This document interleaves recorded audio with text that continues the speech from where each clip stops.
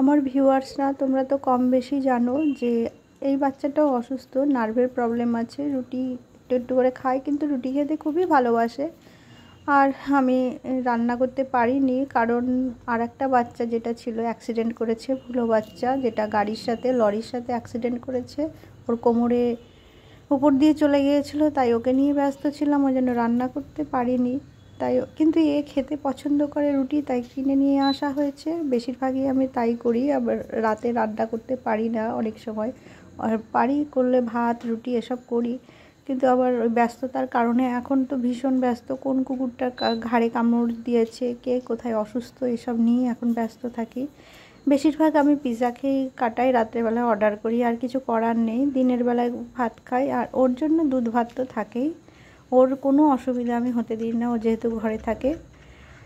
তো তোমরা তো সবাই দেখেছো যে আমার প্রিয় বাচ্চাটা, যার জন্য আমি চ্যানেলটা খুলেছিলাম, যে ওরা এই চ্যানেলের মাধ্যমে বেঁচে থাকুক, এটা ভেবেই করেছিলাম। সে ভুলো সোনা আমার বাচ্চা আজ আর আমাদের কাছে নেই।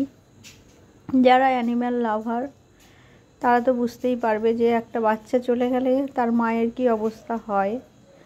ওকে সবাই ভালোবাসতো, এটা একটা ব্যাপার, কিছু করার নেই।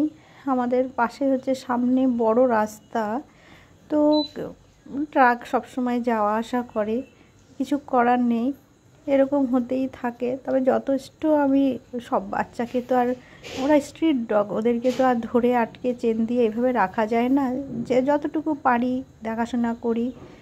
সবাই আমি একা বলে না, সবাই দেখাশোনা করে, কিন্তু কোনো রকম কিছু হলে, অসুস্থ হলে বা কোনো রকম কিছু হলে আমাকে খবর দেয়, আমি গিয়ে নিয়ে আসি, এইটুকুই আমি পারি।